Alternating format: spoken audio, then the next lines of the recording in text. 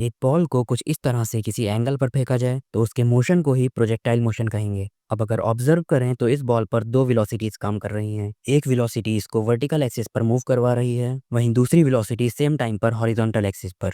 यहाँ पर horizontal velocity ux और वर्टिकल वेलोसिटी uy है। अब अगर माने कि बॉल को किसी स्टार्टिंग वेलोसिटी u से थीटा एंगल पर फेंका गया था, तो एक ट्रायंगल फॉर्म करके हॉरिजॉन्टल एक्सिस और वर्टिकल एक्सिस दोनों की वेलोसिटी अलग-अलग पता कर सकते हैं। इस ट्रायंगल का बेस मतलब ux पता करने के लिए cos थीटा को लेंगे, जिसकी वैल्यू होती है बेस अपॉन हाइपोटेनस, मतलब cos theta equals ux upon u, तो ux equals u cos theta. इसी तरह से uy इक्वल्स मिलेगा u sin थीटा। अब हमें पता करना है कि बॉल टोटल कितनी देर हवा में रही, इसी को टाइम ऑफ फ्लाइट बोलते हैं।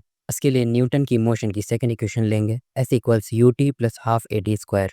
और हम जानते हैं कि फ्लाइट वर्टिकल एक्सिस पर होती है, इसलिए इसकी स्टार्टिंग वेलोसिटी वर्टिकल वेलोसिटी होगी जो है u sin थीटा। और अगर वर्टिकल एक्सिस में ही देखें तो बॉल की डिस्प्लेसमेंट 0 होगी, क्योंकि y एक्सिस के जिस पॉइंट से बॉल चली थी उसी पॉइंट पर वापस रुकेगी। और यहाँ पर एक्सेलरेशन ग्रेविटी का होगा, लेकिन ये स्टार्टिंग वेलोसिटी के अपोजिट डायरेक्शन में है, इसका मतलब ये उसे अपोज करेगी, इसलिए एक्सेलरेशन ऑफ ग्रेविटी को निगेटिव लेंगे और हमें एक इक्वेशन मिलेगी u sin theta minus half G T square equals 0। अब इस इक्वेशन से t की वैल्यू निकालेंगे जो मिलेगी 2u sin theta upon g, और ये वही टाइम पीरियड है जितनी देर में बॉल ऊपर जाकर वापस नीचे आएगी। और अगर बात करें कि बॉल ने हॉरिजॉन्टल एक्सिस पर कितनी दूरी तय की, तो ये इस पर डिपेंड करता है कि हॉरिजॉन्टल वेलोसिटी ने कितनी देर तक काम किया, क्योंकि हॉरिजॉन्टल वेलोसिटी सिर्फ उतनी देर तक ही लग पाएगी जितनी देर बॉल हवा में रहेगी, मींस टाइम ऑफ फ्लाइट। तो हॉरिजॉन्टल एक्सिस पर बॉल की डिस्प्लेसमेंट होगी u cos theta multiply by time, और इसको ही पिच कहते हैं। और इसमें जब t की वैल्यू पुट करेंगे तो मिलेगा u square 2 sin theta cos theta upon g, और 2 sin थीटा cos थीटा की वैल्यू होती है sin 2 थीटा।